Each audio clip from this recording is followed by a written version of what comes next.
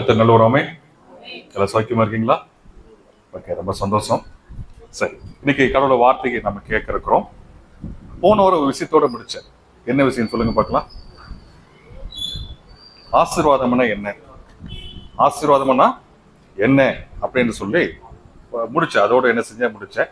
அதோட தொடர்ச்சி என்ன செய்ய போறோம் இப்ப நம்ம கேட்க இருக்க போறோம். சரிங்களா? நம்ம எல்லாரும் ஆசீர்வாதமா இருக்கணுமா அப்படின்னு சொல்லி பார்த்தா, ஆமா, ஆசீர்வாதமா தான் இருக்கணும். சிலரை சொல்லுவாங்க பாத்தீங்களா, என்ன பிரதர் எப்ப பார்த்தாலும் நீங்க ஆசீர்வாதத்தை பத்தி நீங்க பேசுறீங்க, மற்ற சப்ஜெக்ட் பத்தி ஏன் பேசக்கூடாது அப்படின்னு சொல்லுவாங்க. பேசலாம், தப்பு இல்லை. நலமான காரியம் எது இருந்தாலும் என்ன செய்யலாம், நம்ம பேசலாம். ஆனா சாபத்தை பத்தி என்ன செய்யக்கூடாது, பேசக்கூடாது. மற்ற ஜனங்களை பார்த்து என்ன செய்யக்கூடாது, சபிக்க கூடாது. அந்த விஷயத்துல நம்ம தெளிவா இருக்கணும். நம்முடைய வர்ற மக்களை பார்த்து என்ன செய்யணும், பிளஸ் பண்ணணும் தான் வேதம் சொல்லுவதை தவிர்த்து அவங்களை சபிக்கணும்னு சொல்லி எங்கே வேதம் சொல்லல. மற்றவங்களை பார்த்து நீ நல்லா இருக்கணும் அப்படின்னு தான் வேதம் சொல்லுது, பார்த்து சொல்லுது. நீ உருப்படாம போயிடுவ, நீ அப்படி போயிடுவ, இப்படி போயிடுன்னு சொல்லி என்ன செய்யக்கூடாது, ஒருத்தர் பார்த்து என்ன செய்யக்கூடாது, சொல்லக்கூடாது.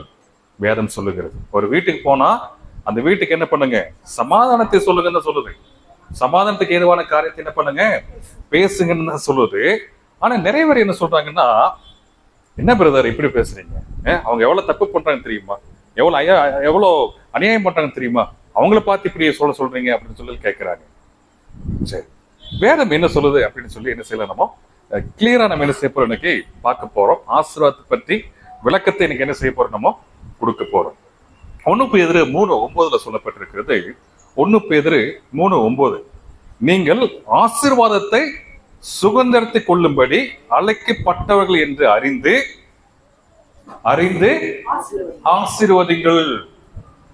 வேதம் தெளிவா சொல்லுது, நீங்கள் ஆசீர்வாதத்தை சுதந்தரித்து கொள்ளும்படி அழைக்கப்பட்டவர்கள் என்று அறிந்து ஆசீர்வதிங்கள். வேதம் தெளிவா சொல்லுதா? நீங்க யாருங்க? ஆசீர்வாதத்தை சுதந்தரிக்க தெரிந்து கொள்ளப்பட்டவர்கள். அப்போ உங்க வாயிலிருந்து சபித்தல் வரக்கூடாது. உங்க வாயிலிருந்து என்ன வரணும், ஆசீர்வாதம் தான் வரணும். எக்காரணத்தை கொண்டு எந்த மக்களை பார்த்து என்ன பண்ணாதீங்க, தவறான வார்த்தைகளோ இல்ல சாபத்துக்கு உண்டான வார்த்தைகளோ என்ன பண்ணாதீங்க, பேசாம உங்க வாழ்க்கையில உங்க வார்த்தைகள் எல்லாம் எப்படி இருக்கணும், ஆசீர்வாதத்தின் வார்த்தைகள் தான் என்ன பண்ணணும், வரணும். அதுதான் என்ன சொல்றது, வேதம் நமக்கு போதிக்கப்பட்டிருக்கிறது. சரி, நான் ஆசீர்வதிக்கப்பட்டவன் அப்படின்னு நம்பிக்கை இருக்கா உங்களுக்கு? நான் ஆசீர்வதிக்கப்பட்டவன் அல்லது நான் ஆசீர்வதிக்கப்பட்டவள், அந்த நம்பிக்கை உங்களுக்குள்ள இருக்கா, அந்த விசுவாசம் உங்களுக்குள்ள இருக்கா?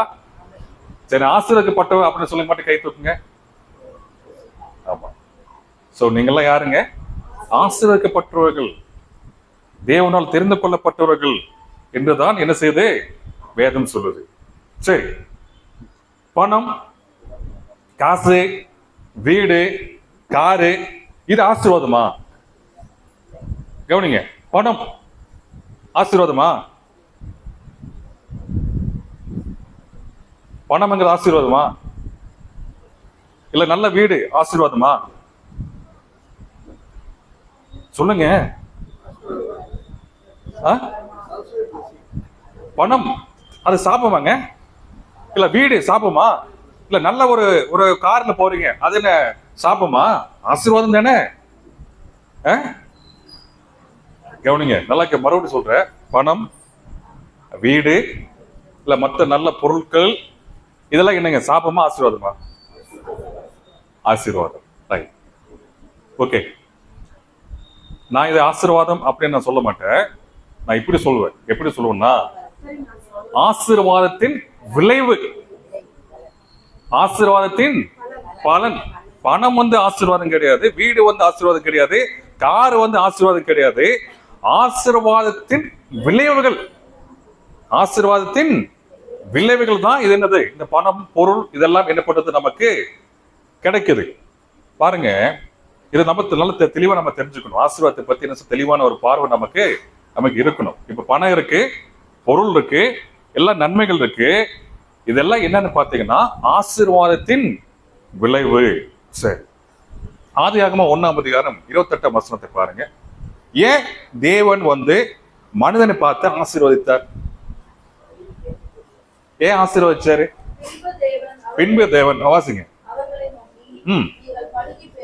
பழகி பெருகி பூமியை நிரப்பி அதை கீழ்ப்படுத்தி சமுத்திரத்தின் மச்சங்களையும் ஆகாயத்து பறவைகளையும் பூமியின் மேல் நடமாடுகிற சகல ஜீவ ஜந்துக்களையும் ஆண்டு கொள்ளுங்கள் என்று சொல்லி தேவன் அவர்களை ஆசீர்வதித்தார். பாருங்க, முதல்ல கடவுள் கர்த்தர் என்ன பண்ணிருக்காரு, மனிதனை பார்த்து என்ன பண்ணாரு, ஆசீர்வதிச்சாருங்க. அவர் சாயலாகவும் அவர் ரூபமாக இருக்கிற மனிதனை பார்த்து கடவுள் என்ன பண்ணாரு, ஆசீர்வதித்தார். அப்போ நம்ம தேவனுடைய பிள்ளைகள் நாமளும் என்ன பண்ணணும், மனிதர்கள் பார்த்து என்ன பண்ணணும், அவர் சாயலாகவும் அவர் ரூபத்தை இருக்கிற மனிதர்களை பார்த்து நாம் என்ன செய்யணும், ஆசீர்வதிக்கணும். அவர்களை பார்த்து என்ன செய்ய, ரெக்காரத்துக்கு என்ன செய்யக்கூடாது, சபிக்க கூடாது. தேவனால் உண்டாக்கப்பட்ட மனிதர்களை சபிக்கிறதுக்கு நமக்கு என்னங்க அதிகாரம் இருக்கு? நல்லா யோசிங்க. தேவனால் உண்டாக்கப்பட்ட மனிதனை பார்த்து சபிக்கிறதுக்கு நமக்கு அதிகாரம் கிடையாது, ஆசீர்வாதிக்கிறதுக்கு மட்டும்தான் நமக்கு அதிகாரம் இருக்கு. பாருங்க, எதுக்கு ஆசீர்வதிச்சாரு?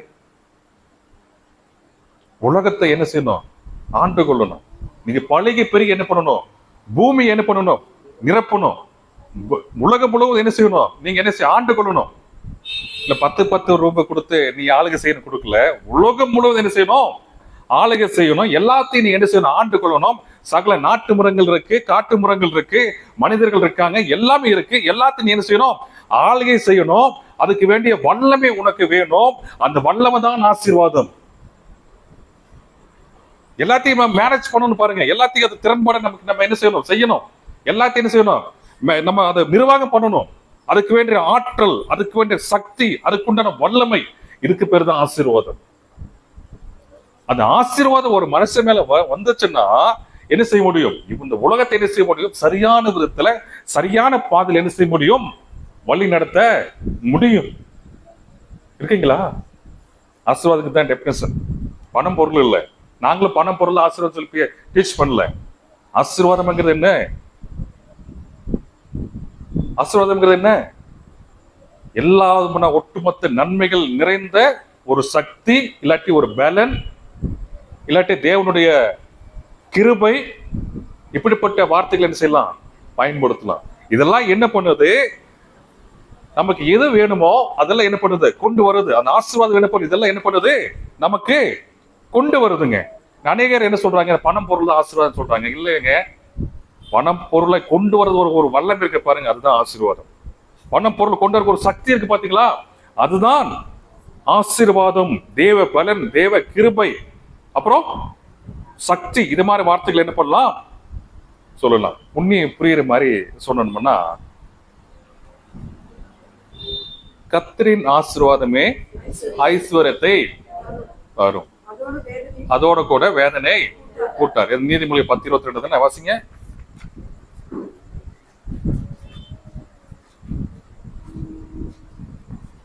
கர்த்தரின் ஆசீர்வாதம் ஐஸ்வர்யத்தை தரும். போதும்.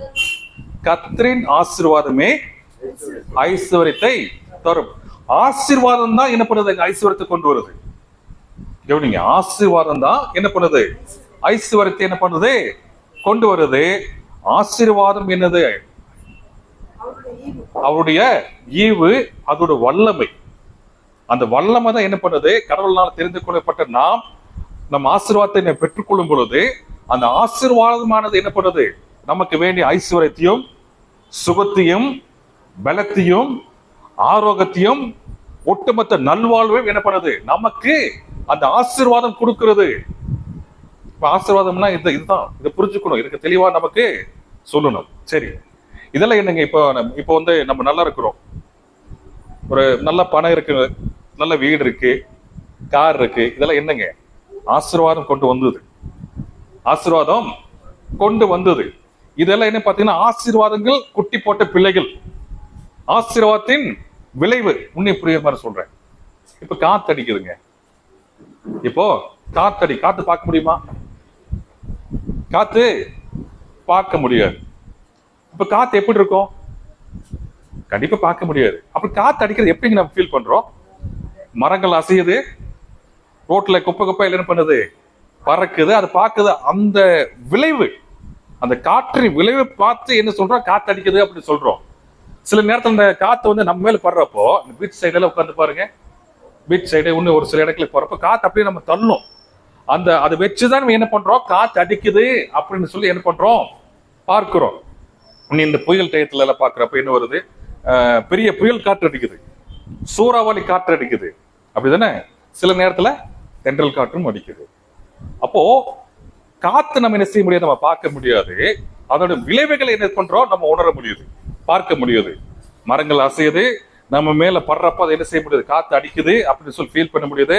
இப்ப ஃபேன் எல்லாத்தையும் ஆஃப் பண்ணா உங்களுக்கு தெரியும், அப்ப காற்று பத்தி என்ன செய்யும் உங்களுக்கு விளங்கும். அதோட விளைவு தான் நமக்கு என்ன பண்ணுது, நல்லா நல்லா இருக்க முடியுது.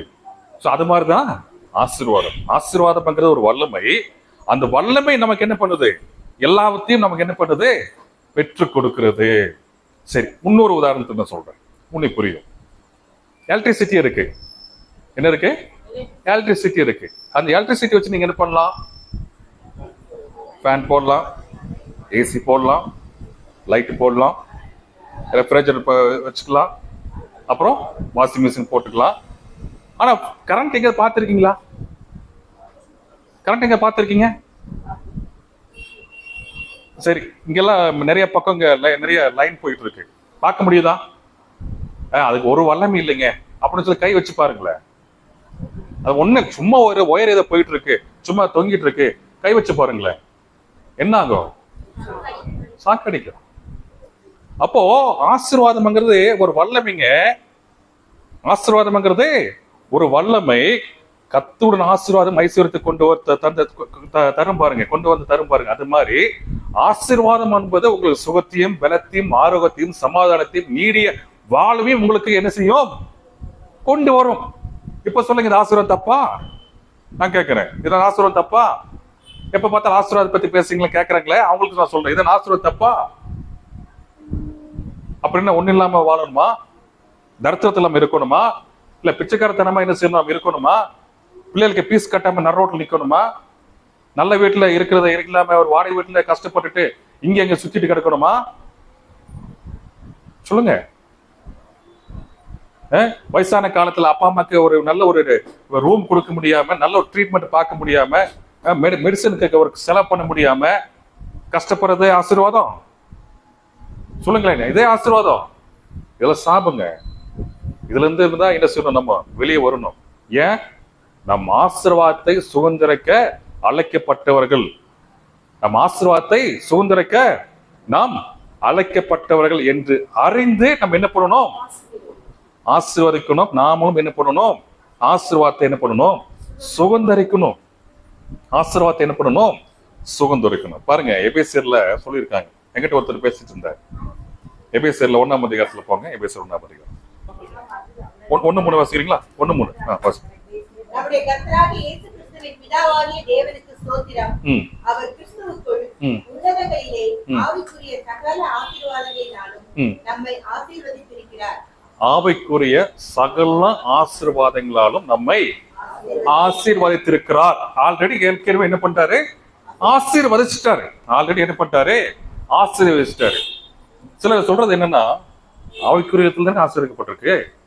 இப்ப எங்க பூமியில் இருக்கு, செத்து பரலோகம் போனா தான் அது கிடைக்கும், செத்து பரலோகம் போனா தான் அது கிடைக்கும் அப்படின்னு சொல்றாங்க. நான் சொல்றேன், இல்லைங்க, ஆவிக்குரிய விதத்துல வந்து சகல ஆசீர்வாதங்கள் இந்த பூமிக்குரிய விதத்துல தான் அவன் ஆசீர்வதித்திருக்கிறார். பரலோகத்துக்கு போயிட்டு அங்க எல்லாம் நல்லா தான் இருக்கும், பரலோகத்துல எல்லாமே நல்லா தான் இருக்கும், சூப்பரா தான் இருக்கும், எல்லாமே நிறைவானதா இருக்கும். இந்த பூமியில ஆசீர்வாதம் இருக்குங்கிறதுக்காக தான் கிறிஸ்துக்குள்ளாக உன்னதங்களில் சகல ஆசீர்வாதத்தால் நம்ம என்ன பண்ணிருக்காரு, ஆசீர்வதித்து வைத்திருக்கிறார். கிறிஸ்து இங்கதான் வந்தாரு, இந்த பூமிக்கு தான் வந்தாரு. அவருக்குள்ள கிறிஸ்துவை நீங்க ஏற்றுக்கொள்ளும் பொழுது, கிறிஸ்துவை உங்க சொந்த ரட்சகராக நீங்க ஏற்றுக்கொள்ளும் பொழுது சகல ஆசீர்வாதங்கள் அவர் மூலமாக உங்களுக்கு கொடுக்கப்பட்டிருக்கிறது என்று வேதம் போதிக்கிறது. இது ஒரு பேக்கேஜுங்க.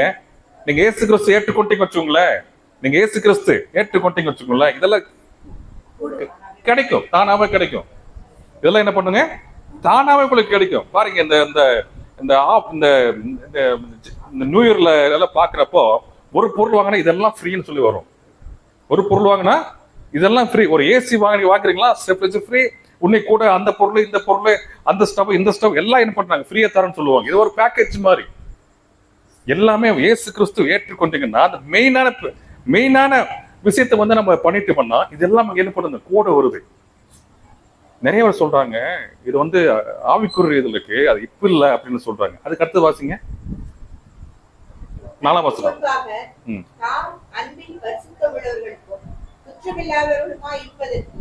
அவர் உலக தோற்றத்திற்கு முன்னே கிறிஸ்துவுக்குள் நம்மை தெரிந்து கொண்டபடியே. ஓகே, உலக தோற்றத்துக்கு முன்னாக கிறிஸ்துவுக்குள் நம்மை தெரிந்து கொண்ட படியே. அப்போ உலகமே உண்டாகல, கவனிங்க, உலகமே உண்டாகல. உலகம் உண்டாக்கு முன்னாடியே கடவுள் என்ன பண்ணிருக்காரு, கிறிஸ்துக்குள் என்ன பண்ணிருக்காரு, தெரிந்து கொண்டார் அப்படின்னு சொல்லப்பட்டிருக்கிறது. இப்போ விளக்குறேன். உலகமே உண்டாகல, உலகமே இல்லைங்க. உலகம் உண்டாக்க முன்னாடியே நம்ம என்ன பண்ணிருக்காரு, ஆவிக்குரிய ரீதியில் என்ன பண்ணிருக்காரு, தெரிந்து கொண்டார். எல்லாத்தையும் ஆசீர்வதித்து வைத்திருக்காரு. இப்ப சொல்றேன், நீங்க வீடே உன்னை கட்டல, வீடே கட்டல, அதுக்குள்ள என்ன வீடு கட்டல, வீடு கட்டாத இடத்துல வந்து நீங்க வாஷிங் மிஷின், கட்டில், பீரோ வைக்க முடியுமா? கொஞ்சம் யோசிச்சு பாருங்க. வீடே நீங்க கட்டல, அந்த கட்டாத ஒரு வீட்டுல வந்து நீங்க வாஷிங் மிஷின், ஃப்ரிட்ஜ், அது இதுன்னு சொல்லி உள்ள ஸ்டோர் பண்ணி வைக்க முடியுமா? அப்ப என்ன பண்ணணும், பேங்க்ல பணத்தை டெபாசிட் பண்ணி வச்சுட்டு வீடு கட்டின பின்னாடி அந்த பணத்தை எடுத்து இது என்ன பண்ணலாம், என்ன வேணுமோ அது என்ன செய்ய முடியும், வாங்க முடியும். இதுதான் இங்க சொல்லப்பட்டிருக்கு. உன்னதங்களில் என்ன பண்ணிருக்காரு, உலகம் தோற்றுக்கு முன்பதாகவே என்ன பண்ணிருக்காரு, கிறிஸ்துக்குள்ளாக எல்லாத்தையும் என்ன பண்ணிருக்காரு, முன்குறித்து எல்லாத்தையும் வச்சுட்டாரு. இப்ப உலகம் உண்டாயிருச்சு, கிறிஸ்து உள்ள வந்துட்டாரு, கிறிஸ்துவ நீங்க ஏற்றுக்கொண்டீங்க. இப்ப எல்லாமே ஆவிக்குரியது இருக்கு. எல்லாத்தையும் என்ன பண்ணுங்க, கிளைம் பண்ணி பொசசிவ் பண்ணி நீங்க என்ன பண்ணுங்க, எடுத்துக்கோங்க. இதுதாங்க அர்த்தம். இதுதான் சொல்லப்பட்டிருக்கு. இதுதான் சொல்லப்பட்டிருக்கு. உலகம் தோன்றக்கு முன்பதாகவே, நீங்கள பிறக்கறக்கு முன்பதாகவே கிறிஸ்துக்குள்ள உங்களை என்ன பண்ணிருக்காரு, கடவுள் என்ன பண்ணிருக்காரு, தெரிந்து கொண்டாருன்னு சொல்லப்பட்டிருக்கிறது. அப்ப தெரிந்து கொள்ளப்பட்டோம், நாம் என்ன பண்ணணும், அதை சுதந்திரிக்க வேண்டும். ஆசீர்வாதம் வந்து தப்பு அப்படின்னு சொல்லிட்டு என்ன செய்யக்கூடாது, விட்டுறக்கூடாது. அப்ப ஆசீர்வாதம் என்னது, ஒரு வல்லமை. அந்த வல்லமையின் மூலமாக சகலத்தை என்ன செய்ய முடியும், பெற்றுக்கொள்ள முடியும். உங்களுக்கு சுகம் வேணுமா, கிடைக்கும். ஆசீர்வாதம் வேணுமா, நல்ல ஒரு வாழ்க்கை வேணுமா, கிடைக்கும். செழிப்பு வேணுமா, கிடைக்கும். சமாதானம் வேணுமா, கிடைக்கும். நான் ஆசீர்வாதத்தை விரும்புறேன், அது எனக்கு கிடைக்கும். வசனமே இருக்குல்ல, சாபத்தை விரும்பினா அது உனக்கு வரும்னு சொல்லப்பட்டிருக்கு. தயவு செஞ்சு சாபத்தை யாரும் விரும்பாதீங்க, ஆசீர்வாதத்தை விரும்புங்க. நன்மைப்பட்டு நாம் தீமை பெற வேண்டாமா? நான் யோபு கிடையாதுங்க. கிறிஸ்துக்குள் நான் பிறந்தவன், கிறிஸ்து நான் புது சிருஷ்டி. கிறிஸ்து என்ன சொல்லியிருக்கா அதுதான் என்ன செய்ய நான் ஃபாலோ பண்ண போறேன். அவன் சொல்றது இவன் சொல்றதுல இல்ல இல்ல இல்ல நான் கர்த்தர் என்ன சொல்றதை நான் கேட்க போறேன். கர்த்தர் சித்தம் அதான் என்ன செய்ய போறேன், நான் செய்ய போறேன். நான் ஆசீர்வாதம் இருக்கணும், ஆமா நான் ஆசீர்வாதம் இருக்க போறேன். ஒரு தீர்மானம் எடுங்க. உங்க பிள்ளைகளை நல்லா படிக்க வைங்க, நீங்களும் நல்ல விதத்துல வாழுங்க. என்ன தப்புங்கிற இப்போ இதெல்லாம் தப்பு இருக்கா? ஒரு தப்பும் கிடையாது, நல்ல விஷயம் தானே. இதெல்லாம் நீங்க என்ன பண்ணணும், செய்யணும். மறுபடியும் சொல்றேன், வீடு பொருள் இதெல்லாம் என்ன பண்ணல, ஆசீர்வாதம் நான் போதிக்கல. இதெல்லாம் வாங்குவதற்கு உண்டான ஒரு வல்லமை இருக்கு பாருங்க, அதுதான் ஆசீர்வாதம். அந்த சக்தி, அந்த உயர்வு, அந்த உயர்வு யாரு தர்றாருன்னா ஆண்டவரை இயேசு கிறிஸ்து மூலமா நமக்கு கிடைக்கப்படுகிறது. அவர் தான் என்ன பண்றாரு தர்றாரு நமக்கு. அவர் மூலமா என்ன பண்ணலாம், நம்ம வேண்டியதை என்ன செய்ய முடியும், பெற்றுக்கொள்ள முடியும். வேண்டிய காரியத்தை என்ன செய்ய முடியும், சுதந்திரிக்க முடியும். சரிங்களா? சரி, டைம் ஆச்சு. நம்ம என்ன செய்ய போறோம், முடிக்க போறோம். ஒரு சின்ன ஜபத்தை சொல்றேன். இந்த ஆசீர்வாதம் கண்டிப்பா உங்க வாழ்க்கையில வந்து நிச்சயமா வரும். ஆசீர்வாதத்தை தேவன் நிச்சயமா என்ன செய்யற உங்களுக்கு தர இருக்கிறார். அதனால ஒரு சின்ன ஜபத்தை மட்டும் என்ன செய்ய போறோமோ செய்யணும். நான் சொல்ற ஜபத்தை சொல்லுங்க. அன்புள்ள இயேசுவே, உங்க குமாரனாகிய இயேசு நாமத்தில் வருகிறோம். நீரே என் தேவன், உம்மை ஆண்டவராகவும் என் இரட்சகராகவும் என் நண்பனாகவும் நான் ஏற்றுக்கொள்கிறேன். என்னோட வாழ்க்கையில ஆசீர்வாதத்தின் மலை என் வாழ்க்கையில எல்லா பகுதியிலும் பெருகட்டும், ஆண்டவரே பொழிந்தறியட்டும். நான் ஆசீர்வதிக்கப்பட்டவன், நான் ஆசீர்வதிக்கப்பட்டவள் என்கிற அறிவு எனக்குள்ளாக இருக்கட்டும். நான் சிறந்த வாழ, நான் மேன்மையாக வாழ, சகல நன்மைகள் பெற்றுக்கொள்ள, இந்த தேசத்துக்கு ஆசீர்வாதமாக இருக்க, என் குடும்பத்துக்கு ஆசீர்வாதமா இருக்க உதவி செய்யும். இயேசு நாமத்தில் பிதாவே, ஆமேன், ஆமேன். God bless you. கர்த்தர் உங்களை ஆசீர்வதிப்பாராக. நீங்க ஆசீர்வதிக்கப்பட்டவர்கள். ஆமேன். போறப்ப சொல்லிட்டு போங்க, நான் ஆசீர்வதிக்கப்பட்டவர்கள் என்ன பண்ணுங்க சொல்லிட்டு போங்க. அந்த எண்ணம் உங்களுக்குள்ள இருக்கணும். சரியா? அந்த எண்ணம் உங்களுக்குள்ள இருக்கணும், கண்டிப்பா இருக்கணும். சரியா? நம்ம சாபத்துக்கு உட்பட்டவர்கள் இல்ல, நம்ம ஆசீர்வாதத்துக்கு உட்பட்டவர்கள். கலாத்தியர் 3:13 சொல்லப்பட்டிருக்கிறது, மரத்தில் தூக்கப்பட்ட எவனும் சபிக்கப்பட்ட எழுதிக்கப்படி கிறிஸ்து நமக்காக சாபமானார் சொல்லப்பட்டிருக்கு. நாம் ஆசீர்வாதத்தை பெறும்படி. அதனால நீங்க ஆசீர்வாதத்துக்கு உட்பட்டவர்கள். அந்த சிந்தனை உங்களுக்குள்ள இருப்பதாக. God bless you.